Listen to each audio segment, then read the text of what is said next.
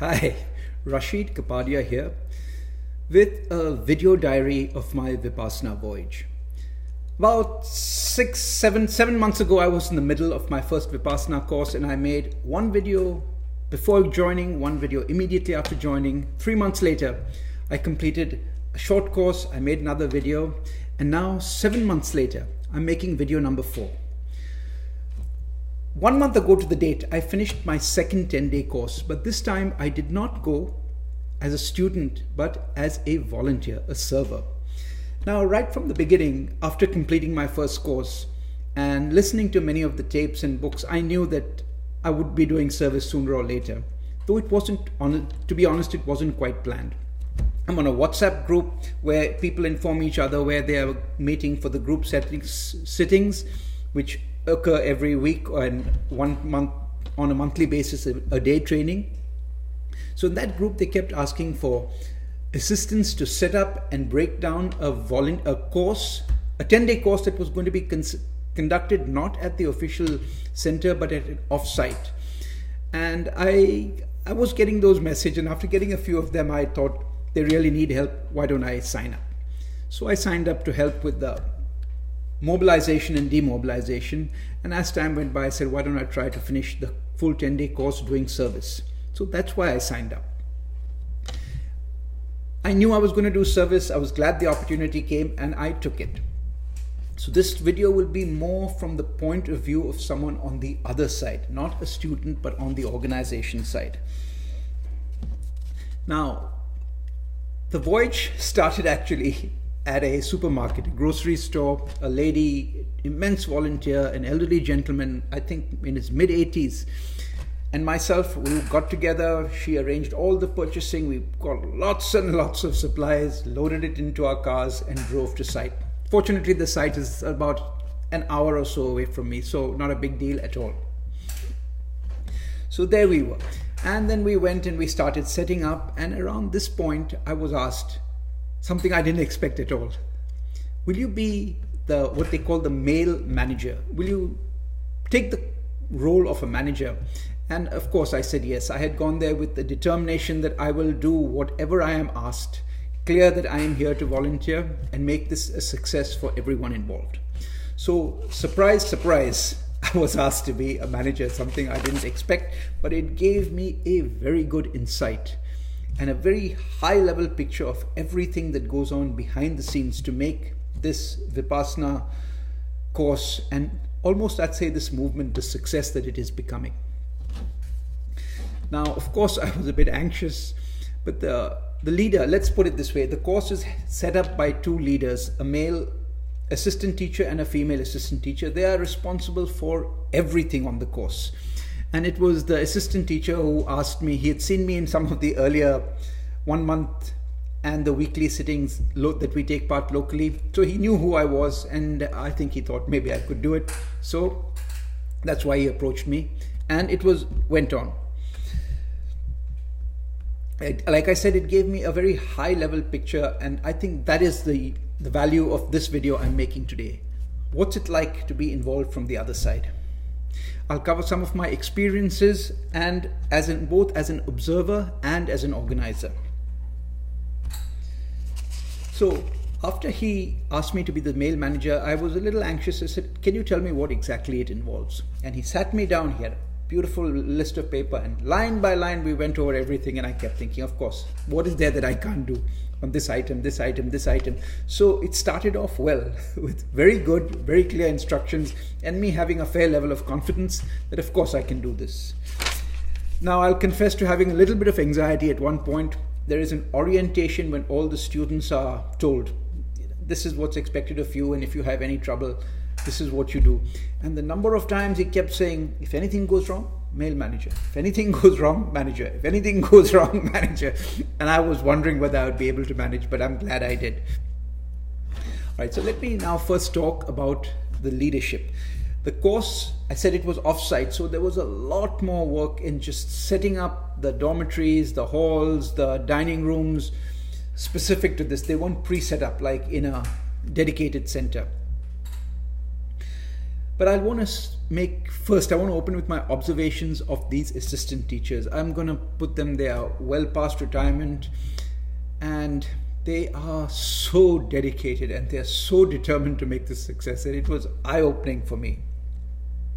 I would watch them 5 o'clock, maybe around 5 in the morning. They would be up, they would be in the office, they would be back, they would be in the meditation hall a little bit later. They would work through the day, and right at the end, when the students finish at about 9, then they have a question and answer session with the students till 9:30. They're always available, always fresh, always cheerful. Then they have a team meeting with all the volunteers, and when that is done, they have the last meeting of the day with the 2 managers. So this goes on frequently till 10 at night. So very, very hard work and a lot of responsibility, but they just did it so well.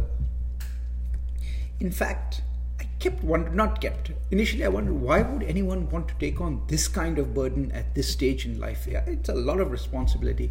And a story came to mind, a story that I had read long ago. It goes something like this. In 1914, Sir Ernest Shackleton coordinated the British Imperial Trans-Antarctic Expedition with the goal of crossing the Antarctic continent for the first time in recorded history. So they put out a notice, an ad, which went like this: men wanted for a hazardous journey, small wages, bitter cold, long months of complete darkness, constant danger, safe return doubtful, honor and recognition in case of success. And the story goes that more than 5,000 people volunteered. Now this story came to my mind because why would anyone put in this kind of effort and this kind of dedication? Clearly there were no wages or any kind of monetary compensation or even recognition. Why would they do it? I wondered about that quite a bit, and now I think I know why they do it. So what happens? These are people who have mastered, or at least they are very advanced in the Vipassana technique. They've been doing it for years, and they go for long courses every year, and they are kept up to speed with the technique. And when you are masterful at this technique, you move to certain default states. These are states in which we all want to be, we all have the capacity to be in, but we are not in these states as frequently as we would like. And I saw that in these assistant teachers, they were defaulting to this state all the time. So let's cover the basics. Vipassana has 3 basic components from my experience. The first is called morality. It's the base with which you agree to do the work. Fairly routine.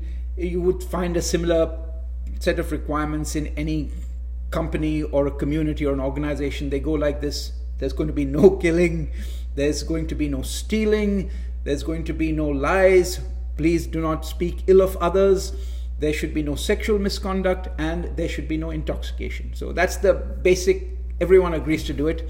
And on this basic, there are 2 skills that we acquire. One is called mastery of the mind, which is by observing your breath.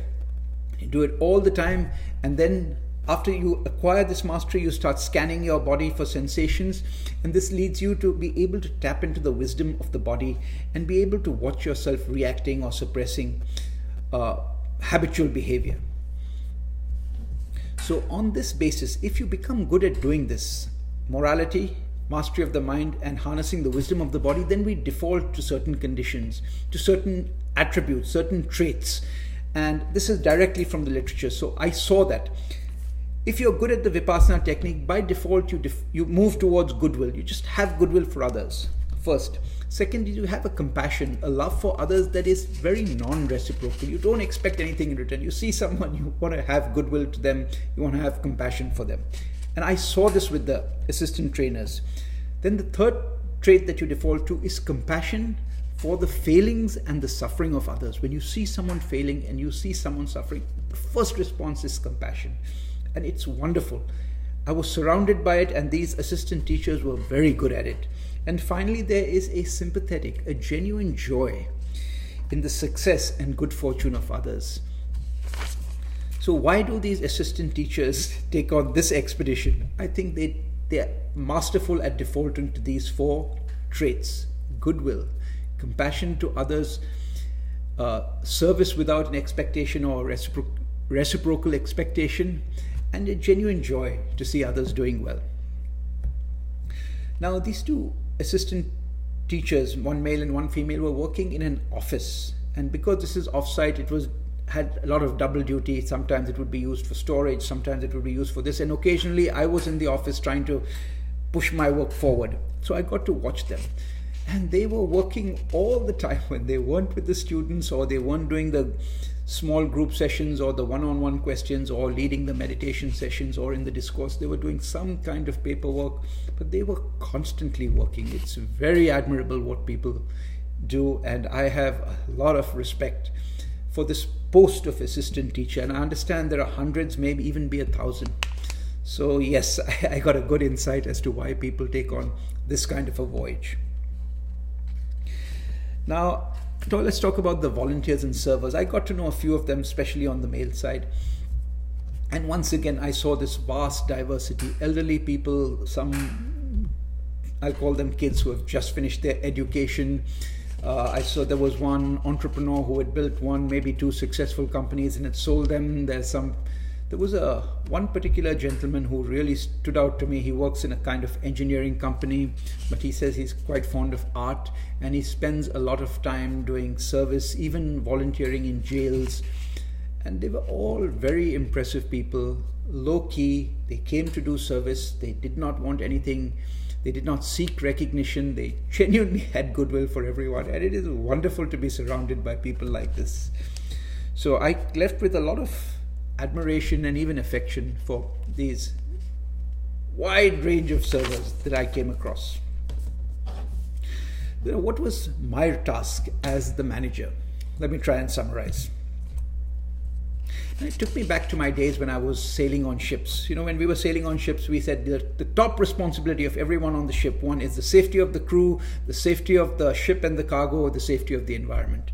And I settled into something similar, that my responsibilities were that students must be given every chance to succeed with minimum distraction. This was my top responsibility. My second responsibility was to do everything and anything that the assistant teacher asked me to do so that he and the students could be successful.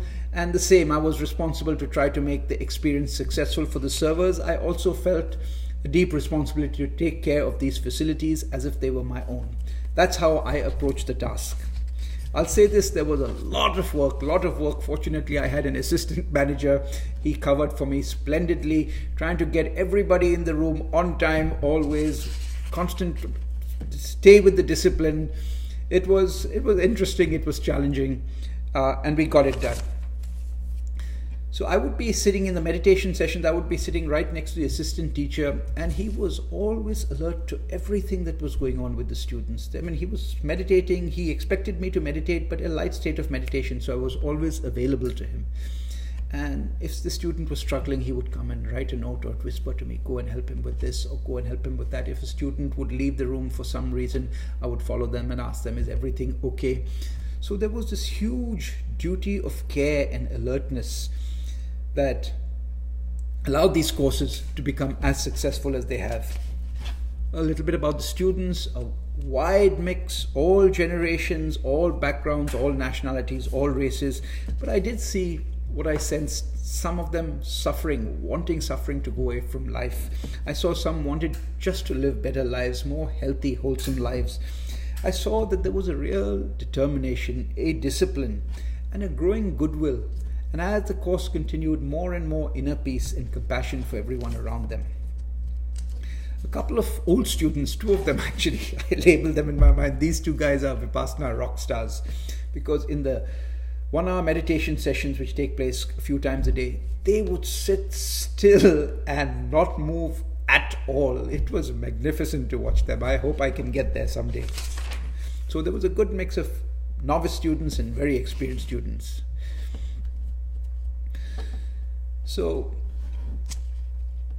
we had the usual set of routine challenges, from logistics to organizational to our fair share of technological challenges with the audio, the video sets up, things like that. But we always prevailed, and everyone was accommodating when we had difficulties. I also got to meditate a lot. This is something that I got to meditate Even though I had to be alert to the assistant teacher, I got to watch all the video discourses again, and it's something is different in watching it in a large auditorium with others as opposed to watching it alone at home. So that's what I would say. I'd say that if you're a Vipassana practitioner and student, do consider doing service. It's a different experience, and if you get a chance to be a manager, just grab it. Just grab it. I got really lucky, and I came to understand why this almost a movement is so successful. There are so many people working selflessly towards making this work. A couple of memories that stand out for me. There was one part of either it was a technique or it was the instructions or a discourse where he talked about not having blind faith, and then he gave a very good example. Whatever you're doing, use both your legs and your eyes. Legs to move forward, perseverance, grit, determination, strong determination. Your eyes is wisdom, feedback. Why am I doing this? Am I doing this right? Somehow this message really came in for me in a way it hadn't before. That the way to make any voyage is using both your legs and your eyes, because both reinforce each other. Strongest takeaway on this particular course. Another observation that jumped out at me. Now, as the course comes to an end, everyone is called into a group meeting and they're asked to volunteer to do certain work. Clean up the meditation hall, put away the cushions, put away the chairs, clean up the dining room, clean up the kitchen, that kind of work. And I happened to be in the dining room when the volunteers were doing the work. And I was marveling at it. I've been a manager for a long time, and one of the greatest desires of a manager is great teamwork from your team. The way these people, almost strangers, were working and clearing out the dining room, doing everything. There was so much goodwill, and how can I help? Everyone turning on each other. It's a manager's dream to have this team. So if you're a manager and you're struggling with your teams, consider sending them for a Vipassana course. You'll see that we are all capable of working together like this in a selfless way. And again, I saw all those 4 traits as they were doing the work: goodwill to each other, selfless service, no reciprocal behavior, absolute tolerance and compassion for the failings and difficulties of others, and genuine joy when everyone was getting things done. It's terrific. I had a few surprises too as the course came to an end and people were allowed to talk. A student, young American, I would say middle-aged American citizen, born here, I guess. He came and we had a nice long chat. He's telling me what he's going to do. Then he asked me, "Rashid, are you from the military?" And I said, in my life, no one has ever asked me this question. No. I've got an engineering and a project management background. I'm an author and I'm a public speaker. That's my background. Absolutely nothing in the military. And a minute or two later, someone else came up and said, "I think you're from the military. Boy, you really made us work and you kept us disciplined." I said, wow, this is something new to me. But I guess the way the course is set up, we work with compassion and with discipline, and everyone appreciates it. So let me close with this. I know that my Vipassana voyage is going to continue. It's like long distance running. You have to do it all the time. I'm very, very grateful that I started this voyage. I know that the hardest part for me still is that daily sittings, 1 hour in the morning, 1 hour in the evening, and I am persevering, not succeeding as much as I'd like to, but I know that I will be doing this long term. Something important and valuable is happening with this Vipassana technique spreading, and I hope it continues to grow and spread, because it has tremendous potential to make this world a more calm, balanced, equanimous and compassionate place. If you're considering doing a Vipassana course, I encourage you to go for it. And one way or the other, I wish you the very best in all you do. Good luck.